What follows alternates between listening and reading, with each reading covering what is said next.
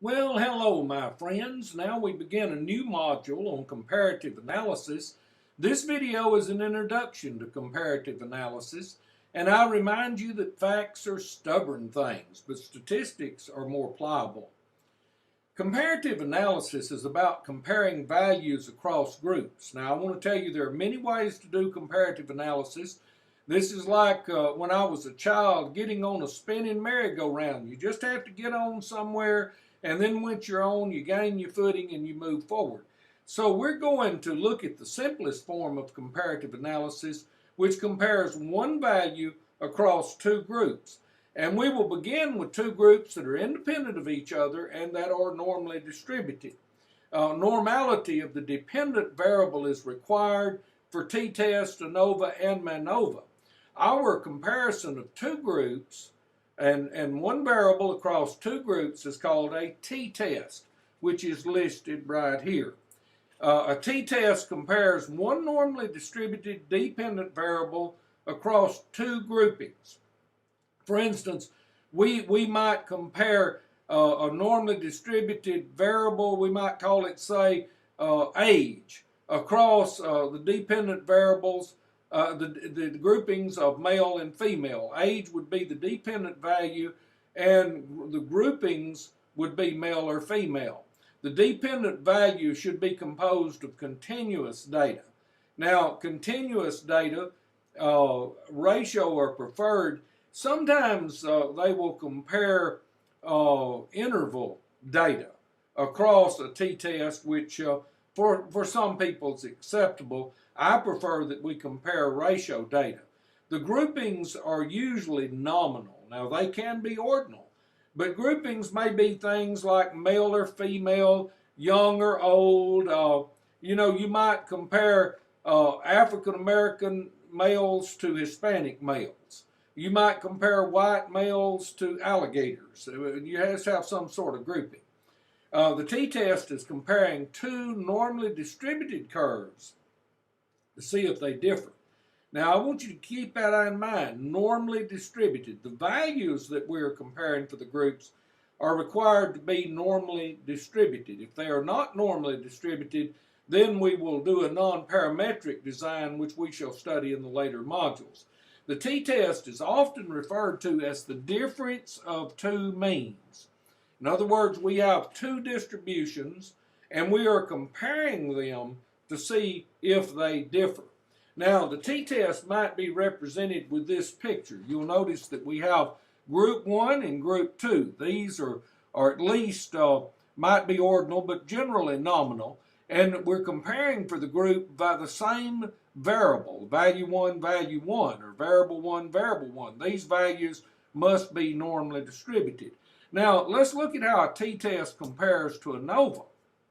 ANOVA has 3 or more groups. It can have actually 2 or more groups.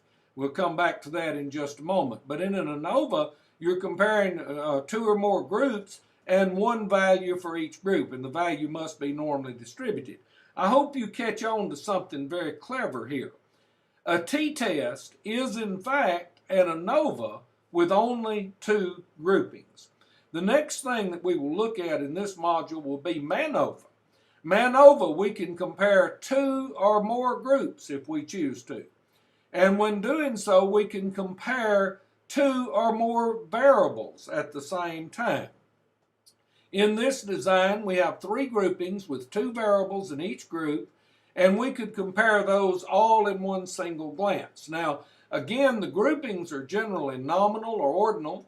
The values, variable values, the dependent values that we're examining must be normally distributed, and we prefer that they be ratio. Now, the basic assumptions of the t-test, the ANOVA, and MANOVA include the following. Now, I want to remind you, do you see the similarity in MANOVA to ANOVA to t-test? And MANOVA, with only one variable value, is an ANOVA, and ANOVA with only 2 groupings is a t-test. Isn't that cool? So the assumptions for MANOVA apply to ANOVA, which apply to t-test. As we add more groupings, we may pick up a few extra requirements that we have to notice. The basic assumptions of the t-test, ANOVA, and MANOVA include the following. Now, these are basic assumptions. You will recall, as we add more groupings and we add more variables, we may pick up a couple of additional assumptions that we would have to consider. First of all, we have independence of the variables across the groups. In other words, one group, males, are not telling the females what to do. I could comment on that, but they say, watch a man that says he's the head of his house. He'll lie about other things. And Sharon and I were married in 1978, and I know who runs this household. So you have to have independence of values across the group. You do independent random sampling. I laugh about the little child that said, I'm smart. And you say, well, how do you know you're smart? Well, because Grandma and Grandpa and Mom and Daddy said I was smart. I don't know if that's an independent random sample or not.